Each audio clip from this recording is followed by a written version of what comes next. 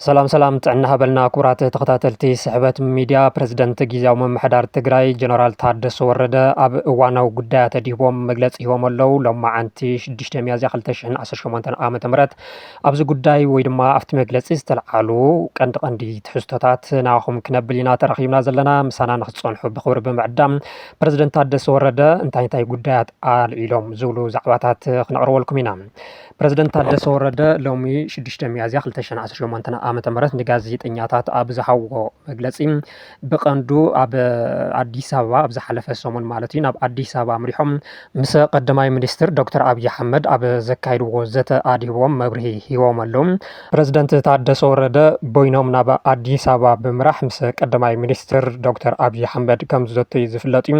ብቐንዱ ድማ ኣብ ሓደ ዓመት ዘመነ ስልጣኖም ዝነበሮም ኣፈፃፅማ ስራሕ ንቀዳማይ ሚኒስትር ዶክተር ኣብይ ኣሕመድ ካልኦት ላዕለዎት ሰብ መዚ ፌደራልን ምቕራቦም ዝዝከር እዩ። ድሕሪ እቲ ፀብፃብ ድማ ዘመነ ስልጣን ፕረዚደንት ታደሰ ወረደ ንሓደ ዓመት ከም ዘናውሕሎም ተገሊፁ እዩ። ነዚ ስዒቡ ኣብ ትግራይ ዝተፈላለዩ ርእቶታትን ሓሳባትን ክወሃቡ ቀንዮም እዮም። ፕረዚደንት ታደሰ መግለፂ ንክኸውን ብዙሓት ኣካላት ድፊት ክገብሩ ምፅንሖም ዝዝከር እዩ። ሎማዓንቲ 6 ሚያዝያ 2018 ድማ ፕረዚደንት ታደሰ ወረደ ኣብ ጉዳይ እቲ ዝተገበርዎ ዘተን ዝነበረ ከይድን መግለፂ ሂቦም ኣለዉ ማለት እዩ። ብቐንዱ እቶም ዘልዕልዎም ዛዕባታት ናባኹም ክነብል ኢና። ፕረዚደንት ታደሰ ወረደ ሓደ ዘልዕልዎ ጉዳይ ምምላስ ተመዛበልትን ግዝኣታዊ ሓድነት ትግራይን ዝምልከት እዩ። ምምላስ ተመዛበልቲ ወገናትን ላዕላዊ ወሰናት ትግራይን መንግስቲ ፌደራል ክፈትሖ ዝግባእ ጉዳይ እኳ እንተኾነ ክምለሶ ዘይከኣለ መሰረታዊ ብሄራዊ ጉዳይ ትግራይ ምዃኑ እዮም ገሊፆም። ስለዚ እዚ ዘርእየካ ሕዚ እውን ብወገን መንግስቲ ፌደራል ምምላስ ተመዛበልትን ግዝኣታዊ ሓድነት ትግራይን ድልየት ከም ዘየለ ዘመላኸተ ጉዳይ ኮይኑ ኣሎ። ፕረዚደንት ጊዜያዊ ምምሕዳር ትግራይ ሌተናል ጀነራል ታደሰ ወረደ ኣብዚ ሰሙን ብናይ ባዕሎም ተበግሶ እንተይኮነስ ብመሰረት ፃውዒት መንግስቲ ፌደራል ንምይይጥ ናብ ኣዲስ ኣበባ ምኻዶም እዮም ኣብሪሆም። ፕረዚደንት ታደሰ ወረደ ናብ ኣዲስ ኣበባ ምኻዶም ስዒቡ ብዙሓት ርእቶታት ክወሃቦም ምፅንሖም ዝዝከር እዩ። ቦይኖም ምስ ካቢነኦም ምይይጥ ከይገበሩ ምስ ሕወሓት እውን ምይይጥ ከይገበሩ ወይ ድማ ሕወሓት ብዘይፈልጦ መንገዲ ናብ ኣዲስ ኣበባ ከይዶም ምስ መንግስቲ ፌደራል ንሓደ ዓመት ስልጣኖም ኣናዊሖም ዝብል ነቐፌታታት ክቐርበሎም ምፅንሑ ዝዝከር እዩ። ፕረዚደንት ታደሰ ወረደ ግን ሎማዓንቲ ከም ዝገለፅዎም ብመንግስቲ ፌደራል ፃውዒት ናብ ኣዲስ ኣበባ ምኻዶም እሱ ጥራሕ እንተይኮነስ ምስ ሕወሓት እውን ምይይጥ ኣካይዶም ምስ ካቢነኦም እውን ምይይጥ ኣካይዶም ናብ ኣዲስ ኣበባ ከም ዘምርሑ እዮም ኣብሪሆም ዘሎም። ነዚ ስዒቡ ምስ ኣቦ ወንበር ውድብ ሕወሓት ዶክተር ደብረፅዮን ገብረ ሚካኤል ብስልኪ ምይይጥ ከም ዘካይዱን ድሕሪ ምርዳእ ንምይይጥ ወይ ድማ ንዘተ ናብ ኣዲስ ኣበባ ንክኸዱ ኣብ ስምምዕ ከም ዝበፅሑ ገሊፆም ኣለዉ። ኣብ ዝሓለፈ ሕወሓት ኣብ ዘውፅኦ መግለፂ እቲ ብመንግስቲ ፌደራል ወይ ድማ ብዶክተር ኣብይ ኣሕመድ ዝተናውሐ ዘመን ስልጣን ሓደ ዓመት ፕረዚደንት ታደሰ ወረደ በይናዊ ክብል ከም ዝነቐፎ ዝፍለጥ እዩ። ፕረዚደንት ታደሰ ሎማዓንቲ ከም ዝገለፅዎ ግን ምስ ዶክተር ደብረፅዮን ገብረ ሚካኤል ብስልኪ ምይይጥ ከም ዘካየዱን ንክኸዱ እውን ፍቃደኛ ምንባሮም ዶክተር ደብረፅዮን እዮም ኣብሪሆም ዘሎም። ኣብቲ ምስ መንግስቲ ፌደራል ዝተግበረ ምይይጥ ህልው ኩነታት ዓውድታት ዘፈራት ኢንዱስትሪ፣ ሕርሻ፣ እቶት፣ ኢንቨስትመንት፣ መሬት፣ ማይ፣ ፈጠራ ዕድል ስራሕ፣ ትምህርቲ፣ ጥዕና፣ መሰረተ ልምዓት ከምኡ ድማ ዳግመ ሕውየትን ህንፀትን ትግራይ ዝምልከት ፀብፃብ ምቕራቡ ዝዝከር እዩ። እቲ ፀብፃብ ካበይ መፁ እዩ? ካቢነ ተመያይጡሉ ድዩ? ዞባታትን ወረዳታትን ዘለውን ኣፈፃፅማ ገምጊመን ተመያይጠን ድየን ናብ ጊዜያዊ ምምሕዳር ልኢኸን እቲ ፀብፃብ ቀሪቡ ዝብል እውን ዝለዓል ዝነበረ ምዃኑ ዝፍለጥ እዩ። ካብዚ ንላዕሊ ግን እተን ናብ ጆኖሳይድ ትግራይ ዝለዓለ እጃም ዝነበረን ሚድያታት ብልፅግና ዶክመንተሪ ተሰሪሑ ኣብ ትግራይ ኩሉ ዓይነት ልምዓት ከም ዘሎ ኣመሲሎም ዘቕረብሉ ኩነታት ብምንባሩ ብዙሕ ስክፍትታት ፈጢሩ ምንባሩ ዝዝከር እዩ። ይኹን እምበር ፕረዚደንት ታደሰ ሎሚ ከም ዝገለፅዎ እቲ ፀብፃብ ካቢነ ከም ዝተመያየጠሉን ከምኡ ድማ ካብ ወረዳታትን ዞባታትን ከም ዝተኣከበ እቲ ፀብፃብን ብኮሚሽን ፕላን ከም ዝተዳለወን እዮም ገሊፆም ዘለዉ። ጉዳይ ምዕራብ ትግራይ ኮነ ደቡብ ትግራይ መልዓሊ ፅንተታዊ ኩነት ትግራይ ከም ዘይነበረ ወይ ድማ መገስቲ ኩናት ከም ዘይነበረ ኩናት ዝፈጥሮ ግዝኣታዊ ውፅኢት መሰረት ጌርካ ሓድሽ ወሰን ምፍጣር ግን ኢ ሕገ መንግስታውን ሓደገኛን እዩ ክብሉ እዮም ገሊፆም ዘለዉ ታደሰ ወረደ። ቅድሚ ኩናት ናብ ዝነበሩ ሕገ መንግስታዊ ወሰን ክምለስ ተመዛበልቲ ክምለሱ እምበር ቅድሚ ሕዚ ኣብ ጸለምቲ ብዝተገበረ ከይዲ ምምላስ ተመዛበልቲ ክፍታሕ ኣይኽእልን ኢሎም ከም ዝፍለጥ 2015 24 ጥቅምቲ ማለት እዩ ውዕሊ ፕሪቶሪያ ምስ ተፈረመ ኣብ ከባቢ ወርሒ ነሓሰ ካብ ጸለምቲ ዝተመዛበሉ ወገናት ናብ ቦታኦም ወይ ድማ ናብ መረበቶም ንክምለሱ ከም ዝተገበረ ዝፍለጥ እዩ ክምለሱ ከለው ግን ብዘይ ጸጥታ ብዘይ ምምሕዳራዊ ማሕበሮም በይኖም ከም ዝተመለሱ ይፍለጥ ሕዚ ኣብ ጸለምቲ ዘጋጥሙ ኩነታት እቶም ዝተመለሱ ተመዛበልቲ ዳግም ንክመዛወሉን ዝኸፍአ ስቃይ ንክበፅሖምን ምክንያት ምዃኑ ዝፍለጥ እዩ ስለዚ እቲ ኣብ ጸለምቲ ዝተፈጠረ ጌጋ ኣብ ምዕራብ ትግራይ ከም ዘይድገም እዮም ፕረዚደንት ታደሰ ገሊጾም ዘለዉ ጉዳይ ሕገ መንግስታዊ ግዝኣት ትግራይ ዓንቀፍቲ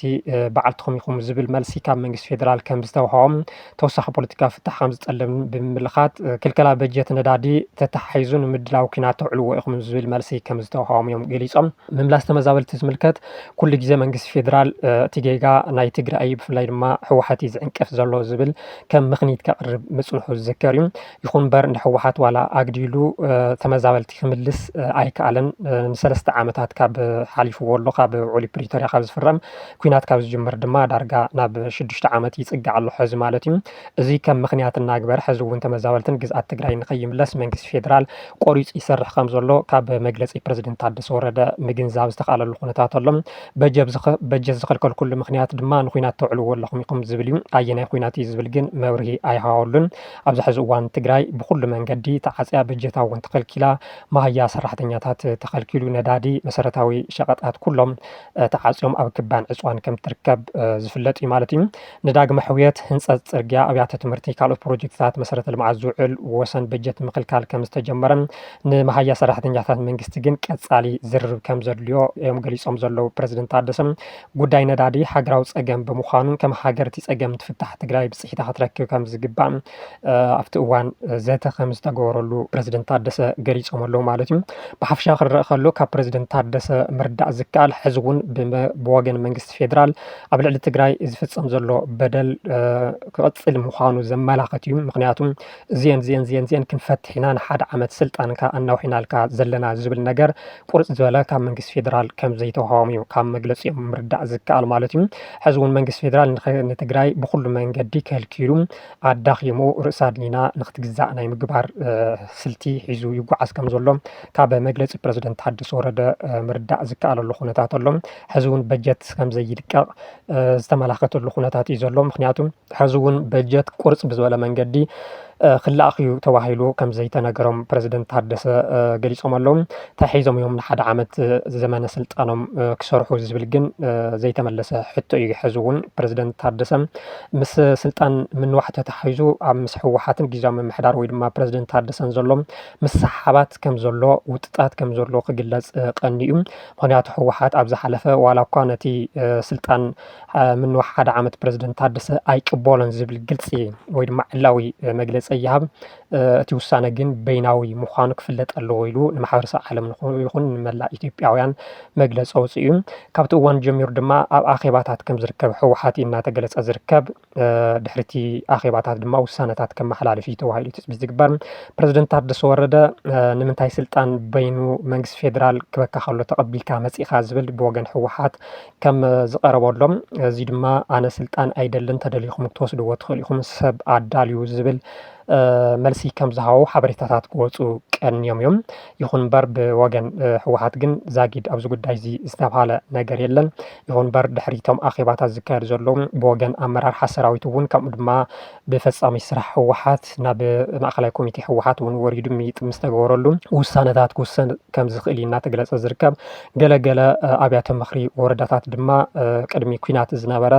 መንግስቲ ትግራይ ክምለስ ኣለዎ ናብ ቦትኡ ምክንያቱ ፕሪቶሪያ መንግስቲ ፌደራል ኣፍሪስዎ እዩ 2.7 ሚልዮን ህዝቢ ዝመረፆ መንግስትና ይመለስ ዝብል ውሳነታት ይሕልፋ ከም ዘለዋ ዝፍለጥ እዩ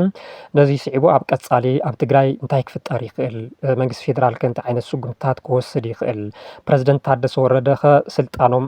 በቲ መንግስቲ ፌደራል ዝተዋሃቦም መንገዲ ክቕጽሉ ዶ ይኾኑ ወይስ ስልጣኖም ከረኩ ይኽእሉ ዝብሉ ሕቶታት ሕዚ እውን ዘይተመለሱ ጉዳያት ምዃኖም እናተገለጸ ዝርከብ ፖለቲካ ትግራይ ሕዚ እውን ካብ ዝገደደ ናብ ዝኸፍአ ኩነታት ይቅፅል ዘሎ ማሕበር ቁጠባዊ ትግራይ እውን ኣብ ዝኸፍአ ኩነታት ከም ዝበፅሐ እናተገለፀ እዩ ዝርከብ ምናልባት ኣብ ቀፃሊ ሓደሽቲ ምዕባለታት ክህሉ ከም ዝኽእሉ እናተገለፀ እዩ ዝርከብ ኩራት ተኸታተልቲ ስሕበት ሚድያ ፕረዚደንት ጊዜያዊ ምምሕዳር ትግራይ ጀነራል ታደሰ ወረደ ኣብ እዋናዊ ጉዳያት ኣድሂቦም ብፍላይ ድማ ምስ ምንዋሕ ስልጣኖም ተታሒዙ ሎሚ 6 ሚያዝያ 2018 ዓ.ም ዝሃብዎ መግለፂ ንሓፀርቲ